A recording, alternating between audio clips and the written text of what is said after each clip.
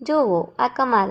કમળના ફૂલની જડોને એક ખેડૂત કીચડ ભરાયેલા તળાવમાંથી ભેગા કરે છે અને તેના ઘરે લઈ જાય છે. તે આને સાફ પાણીમાં સારી રીતે ધોઈ નાખે છે, પછી જડોને ચાકુથી કાપે છે. અંદરથી નીકળે છે એક સુંદર ડિઝાઇન. પછી ખેડૂત લાકડીના હથોડાથી આ જડોને પેસ્ટ બનાવે છે. પેસ્ટને કપડામાં નાખીને તેનો રસ નીકાળી નાખે છે. થોડા કલાકો પછી નીચે જમવા સફેદ સ્ટાર્ચને ભેગું કરી નાખે છે. હવે તે સ્ટાર્ચને નાના નાના ગોળ આકારોમાં બનાવે છે. કપડામાં લપેટીને તડકામાં સૂકે છે. સુકાઈ જાય પછી ચક્કુથી પાતળી પાતળી શીટમાં કાપે છે.